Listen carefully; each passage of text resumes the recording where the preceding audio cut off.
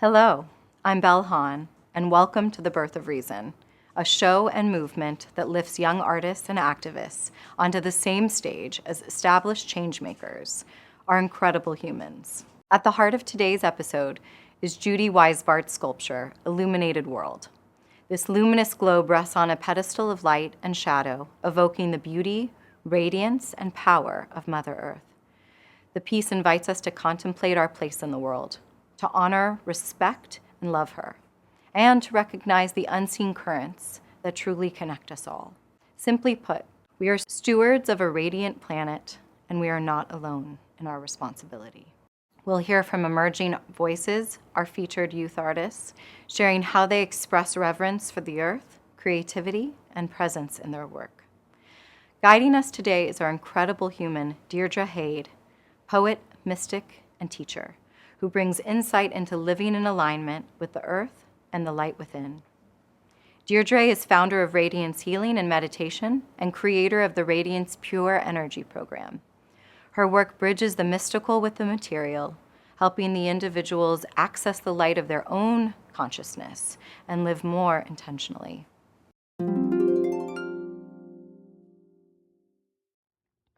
Mother Earth is beautiful, radiant, and powerful. Honor, respect, and love her. Let the light shine through. Welcome back.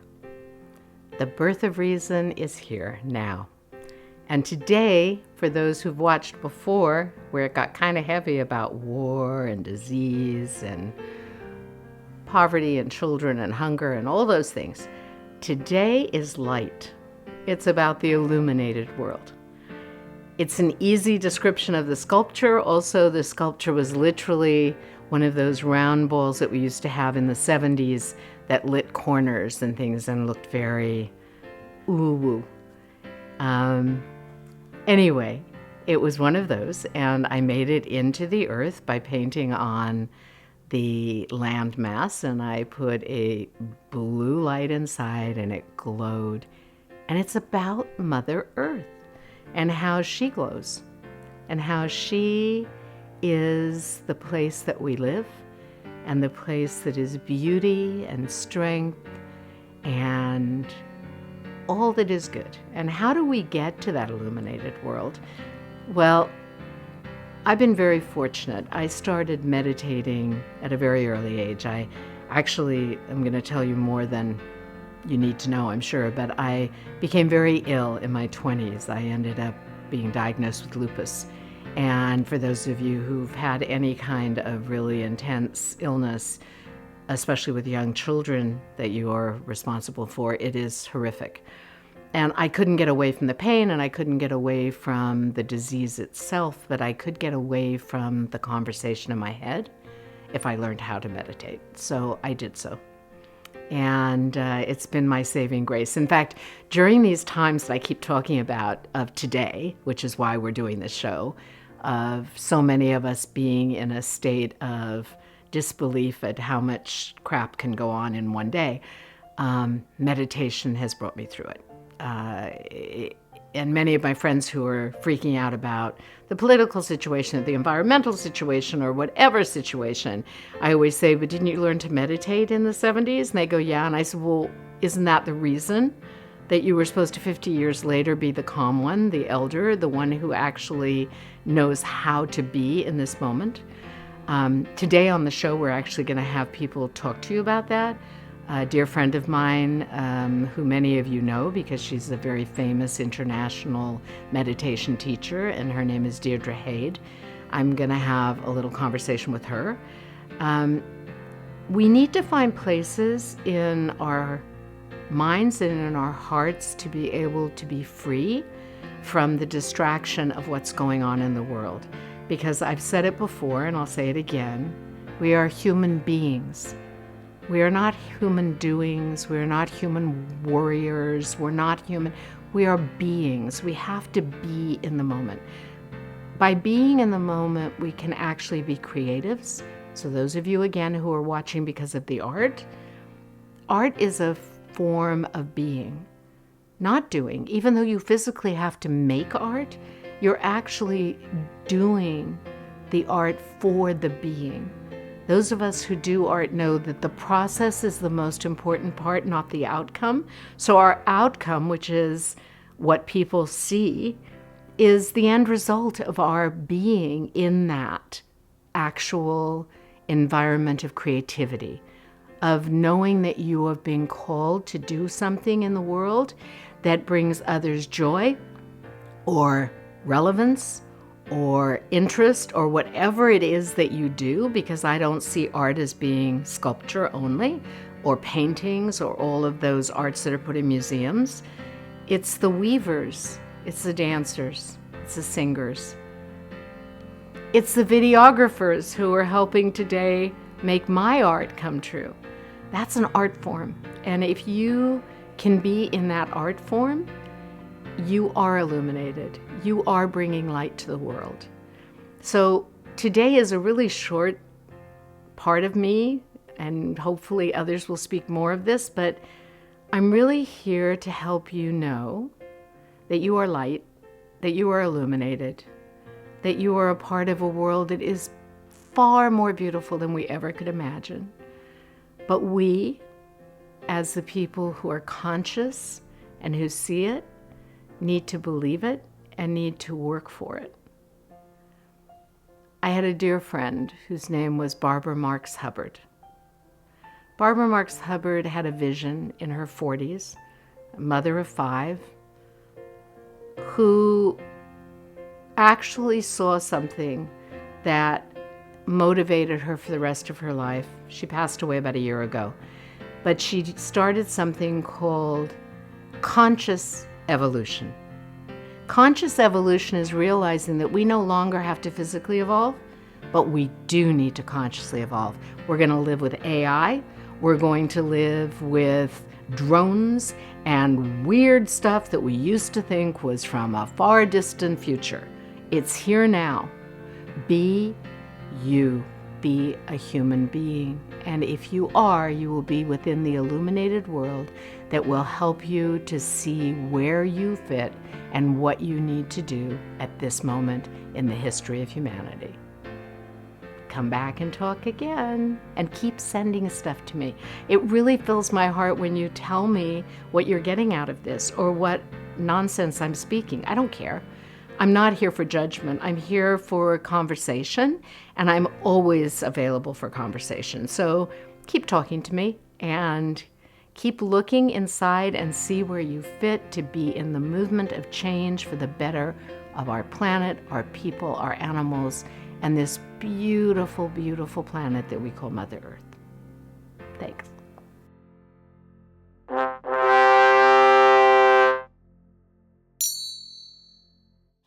Hi, my name's Alana Tillum. I'm the owner of Santa Barbara Dance Arts for the last 28 years, and I'm the founder of the nonprofit Move with Purpose.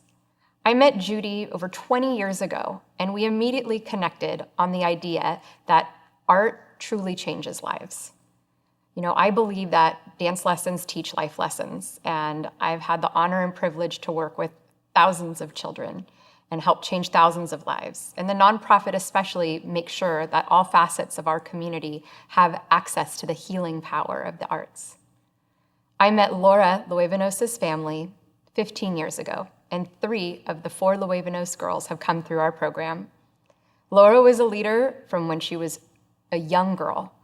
She was an assistant in our classes. She was a part of the Inclusion Coalition, which helped bring access and equity to dance in our community and industry. And now it's just been such a pleasure to watch her step into the shoes of being a teacher and a mentor to so many young dancers. They truly look up to her. And I couldn't think of anyone who would be a better fit for this program and this project. And I think it's especially poignant because Laura is not only a leader in our community, but she's actually moved to Los Angeles to pursue her passion and study the arts full time.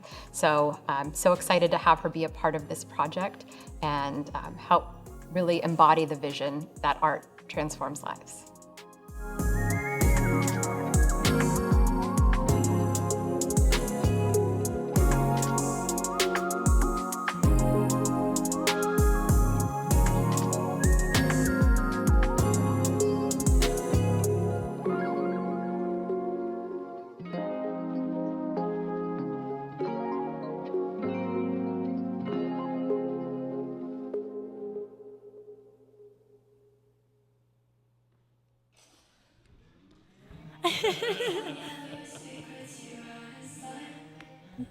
Hi, I'm Sierra, and I'm so excited to be here today with Laura. She's a woman after my own heart, an incredible dancer who's dedicated a lot of her life to the craft, but more than that, she's just an incredibly kind human being with a heart of gold.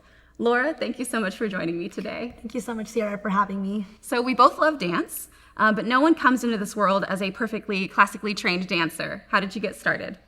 So I started dancing when I was 4 years old, and I started off with ballet. So I got my tutu, my leotard, everything that a little dancer would ever want. And after I decided I didn't want to continue ballet, I stuck to traditional style dancing, which is folclorico.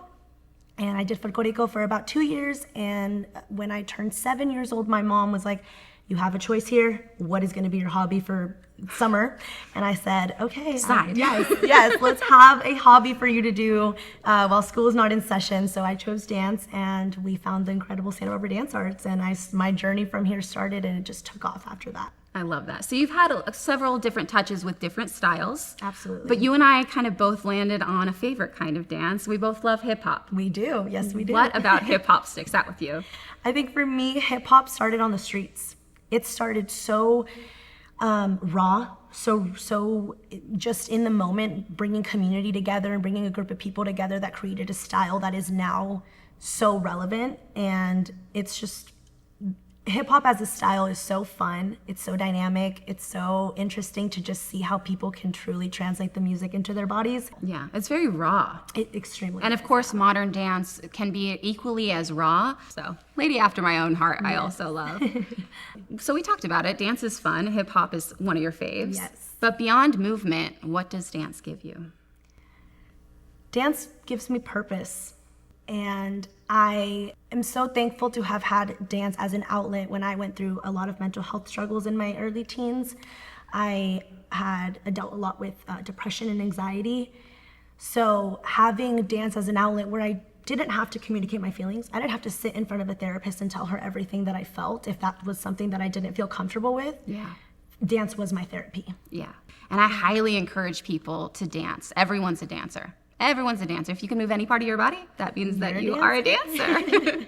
Absolutely. And I think that that's what makes dance so special. I've met amazing people now living in LA who just start dancing next to me, and I'm like, you know what? Let's be friends. Why don't we use this as a gateway to build a connection? Belonging is a big thing in dance as well, too. It's just feeling like no matter what level you're at, you're a dancer and you're able to have fun just as much as any professional dancer can. Yeah. And you're welcome here at every level, right? Every level, And you absolutely. channeled a lot of your purpose in dance to be an instructor for dance as well. Can you tell me about that? Yes, I think that I am an older sister. I have 3 younger siblings, and I think that my nurturing side definitely came from having a parent who wasn't really there. My father was a bit absent, so I kind of took it upon myself to raise my sisters the way that I would expect a parent to raise my sisters. And I truly feel like I have a responsibility on this earth to just make children feel welcomed and loved and appreciated.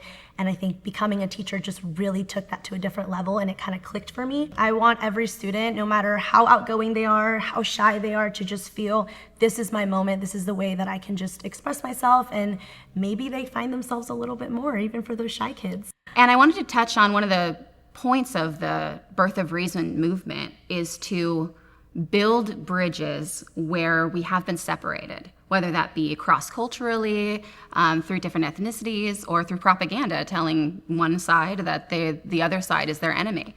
And what I love about dance is it goes beyond language. I always enter my classroom with a very positive mindset, which I think transfers over to my students as well. Yeah, I think that's awesome. And the fact that you lead with such positivity, I think we need that a lot in the world now. I have a lot of hope for humanity in general. How have you seen your students grow in confidence or artistic expression just through the time they've spent with you? I try to incorporate as much as I can freestyle dancing, which really shows me the kind of dancer and kind of student that they are. And from there, I immediately can gravitate towards a certain student who might be a little bit more shy. And I think once I notice that, I lead a lot with positive affirmations and talking to my students, what feels wrong, what feels right, how do we want this to feel in our bodies so that we feel the best. And I have had students who have told me, Miss Laura, your choreography is a little too hard. Okay, well let's bring it back. That's okay, let's break it down, let's bring it back. How can I make you feel better so that when you're on that stage, you're projecting the best version of yourself? You're just starting off, you're going to college for journalism, and you're an amazing dancer and a dance instructor. If you could tell every young artist in the world one thing, what would you tell them? Create. That's honestly as simple as it is, just create. In that 15 years as a journey from a student to a teacher, have you ever struggled?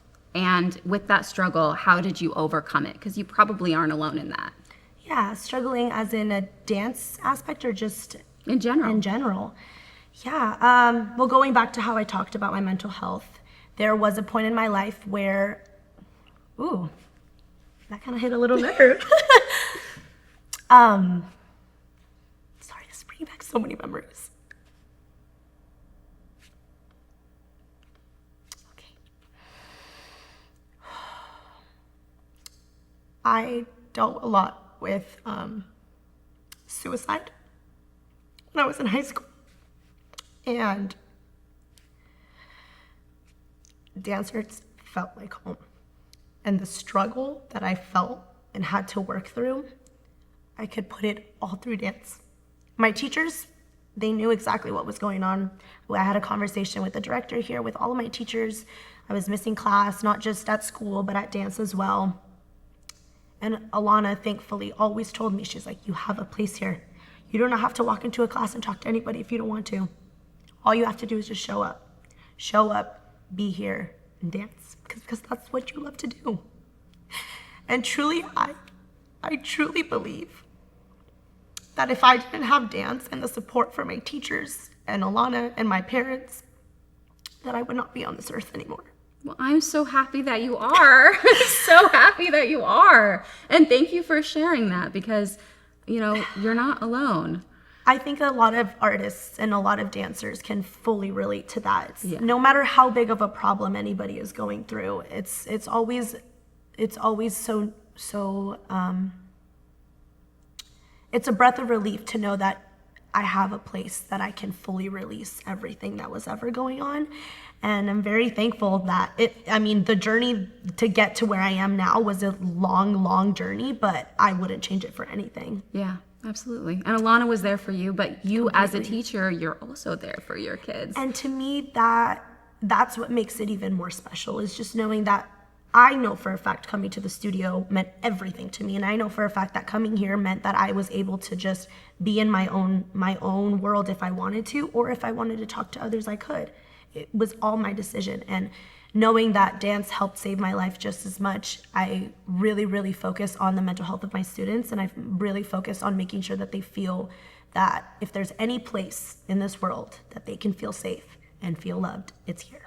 The fact that you lead with a lot of positivity in the world, but you still have an experience with being from a very dark place, that makes your positivity that much more important. Absolutely. And it's a choice. It's very an much absolute choice. So artists are also facing the choice between not pursuing their art, or maybe falling into despair, or pursuing their art, being authentic, and leading with hopefulness. Mm-hmm. Hopefulness can maybe lead to positivity as a first step. What would you have to tell that person as someone who's been there? I think it's important to remember why you started. Remembering why you started, whether that would have been when you were 5 years old and you decided to pick up a crayon and a piece of paper and that's where it all started, or you went to an art show and you were inspired by all these other artists, or for me it was watching TV shows and movies. That's really where my spark for dance started. So I think remembering and just kind of taking steps back and just remembering, why did I start this in the first place? How did it make me feel when I first started? And even if in those moments of despair and those moments of struggle, that's what your art is going to be portraying, then that's what it's going to be portraying. And it's going to be a journey. What kind of high hopes and dreams do you have for the future? Yes. That sense of journalism with dance, I feel like meshing them together to me felt very authentic to myself. I love dance just as much as I love writing, and writing has always come very naturally to me as well. It all comes from the heart center, you know, it's all coming from the same place. And I love how you are combining some different things that called to you and making your own kind of melting pot of a general direction you want to go, and then you'll just let the blessings fall in because you're pursuing your passion, and everything else is going to fall into place. Absolutely. All right, excellent. Before you get up on stage, do you have any kind of ritual? Yes. Tell me about it. Absolutely. And this all started with my dance company from when I was, I believe, I was in Impulse. I don't remember exactly what year that was, but we do have different level companies. And I was in Impulse, which is like our third one. All my friends and I used to stand in a circle and we would just pray. Truthfully, that's it. We would just pray. We would be, thank you, God, for giving us a body to dance. Thank you for showing our art, for letting us create something. Laura, thank you so much for speaking with me today. You are such a light and such a beautiful person from the inside out. Thank you so much. And an incredible dancer. So I cannot wait to hear more of your story. I know you are going to take on the world by storm. Thanks. Thank you. Awesome. Good job.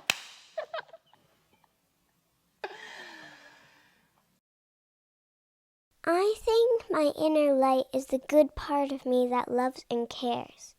It shines when I'm kind, brave, or help someone. It's like a little star inside my heart that reminds me to do what's right.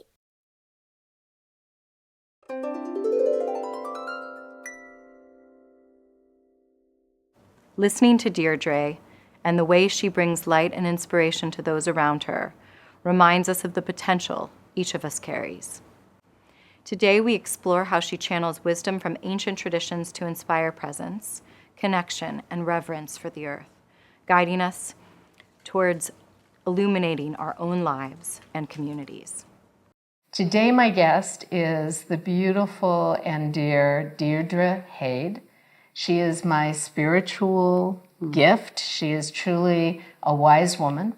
She is one of the people in my life that helps center me and helps give me understanding of what it's like to be human in a spiritual way. And she does much more than that. So welcome today, and nice to see you. Thank you. And thank you, Judi, for inviting me to this beautiful offering that you have for our world. I'm really honored, and I love you. Thank you. And I'm really proud to have you because I know what you've done in the world. One of the things that I'd really like to begin with is, what do you really feel my word wise woman means to you, and why you would be given that as a moniker, and why we need wise women in the world? Well, thank you so much. And yes, I'm going to answer all three of those. Well, I want to start with that we need wisdom. We need wisdom, men, women, children, from every nationality across every border. What our world needs is wisdom. So the question is, what is wisdom? Why do we need wisdom now when the world is very topsy-turvy? My experience, people are nervous. They feel unsettled, don't know which way to go. It's harder to make a decision. And that's understandable when the foundation of how we exist is changing so rapidly. Because we are comfort creatures, right? It's true. We like our way. And when it changes quickly, it's difficult. So the question would be, what is wisdom? Wisdom in all of the ancient traditions is the way to process the world through understanding, compassion, tolerance, and also insight. Having an insight that you normally wouldn't have that will lead to a better relationship, to healing a place of disrepair, to bringing in a problem, to bringing in a solution to a problem, how to look at a problem from another angle so you can see something that you possibly didn't see before that could give you a better outcome for your life and what you want. So that's what wisdom is. I love that. How would you explain the birth of reason and that important transition from where we are and into something that births reason? Yes, so you asked, how does wisdom and reason, in this case, your creation, the birth of wisdom, with bringing together many different people from backgrounds to bring answers, to bring thoughts of how to create our world moving forward so it's a happier world with less suffering. So what I would like to propose is wise reason. Oh, I like that. Wise reason. Marry reason with wisdom. Reason is very important because it is the thought process of order and harmony. So, as we're living in a tumultuous time between wars and political and social disconnect from what we've all known, I'm wondering what you feel the energy or the frequency of that wisdom and of the spiritual aspect of being. How does that connect to the shift that's happening on the planet right now? Wisdom is spirituality. Spirituality is wisdom because true wisdom heals. And wisdom comes from the better half of ourself, the part of ourself of consciousness, higher consciousness. Because wisdom means you've thought through something, you've inquired, you've looked at it from many different vantage points, and you've come on an assessment that moves people closer together, heals relationships, and brings those solutions to problems in a healthy way. Kind of like, oh, that was just so amazing. I don't know what to ask you, but I will ask you another question. I guess my question would be, when we are dealing with personal issues that are not the world's issues, because we have the world's issues that we're dealing with, those are actually external, but and we can internalize them, but they're more external. The internal ones of family, health, death, loss, poverty, hunger, those things which so many of us deal with on a daily basis and go through in a world where, or in a time and in a lifetime that everyone goes through some loss, some death, some illness. So I'm going to ask you a question about personal trauma, personal difficulty, the personal issues, not the world issues that we've discussed, but when you have issues that you have to deal with, how can we support each other in the way that you see wisdom supporting and helping others? You know, wisdom is actually the highest form of rational thinking. And the best way that we can support each other is through finding conversation with certain bylines, such as, let's say you and I have a problem. We have a disagreement. So we would need to agree that we're going to adhere to these wisdom bylines. And what is that? I believe human beings experiencing a life and finding ways to actually create tools to deal with that life. So I want to ask you why you feel that activism is so important for the human soul. Yes. Well, first of all, the human soul, the human being, must have meaning in their life in order to keep and maintain a high morale. When my grandfather, Herbert Bloomer, actually was a very famous sociologist. I studied with him. And his whole assumption in sociology is the civilizations begin to crumble when we lose morale. We lose morale because we have a lack of meaning. So how does this tie into activism? Activism gives us meaning because we feel like I'm in a powerless situation. However, if I organize this event or this march or this movement, now my life has meaning because I'm standing up for a truth. I'm standing up for something I believe in. And from meaning comes morale. We wake up in the morning, we're ready to go, keeps us from falling in despair, depression, these things that are plaguing our world today. How can I really make an impact in my area? You know, activism, we need to see activism as service. I'm doing a service to make this world a better place. That way, we will be more successful. I love that. That's what we Successful is need to do. important. It's just important to be successful. Yeah, I totally That's what I agree. think. Which is the vision of the birth of reason. And my last part that I ask every single one of my incredible humans is, in your service to the planet, you have started a nonprofit organization.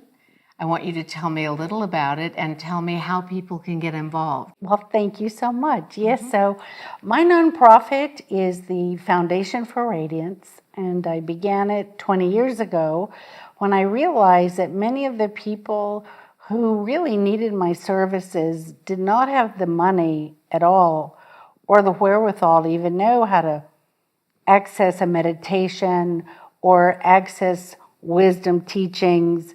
So I began my nonprofit so I could work with people who would not be able to normally find me. So that's where we're focused right now. We've got 55 acres up in the mountains. It's beautiful, and it's perfect for young people. That's what we're going to do. I thank you. I thank all of you. May the blessings of wisdom come into your life. May incredible humans become your friends and your mentors. And may this earth become a healthier and happier place because of you. Because it's only when each one of us takes on our responsibility to service. I thank you for your service to humanity and your friendship to me. Well, I love you so much. I'm so grateful to be here with you. And this is subject of wisdom I'm very passionate about. So thank you for helping spread the word so we can heal our world and make, we just want to love. At the end of the day, be so nice. We just want to be in a love bubble. Who doesn't? Exactly. Right? That's just what we want. Thank you. Thank you for doing this, honey.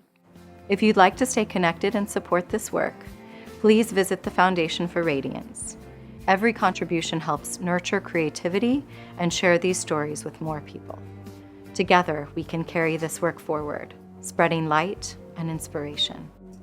As we close this episode, remember the radiance and power we carry, both within ourselves and in our connection to the earth. Join the Birth of Reason movement. Subscribe, add your voice, and be part of the conversation. Together, we lift creativity, presence, and care into the world, shaping a collective future that shines brightly every day. Thank you so much.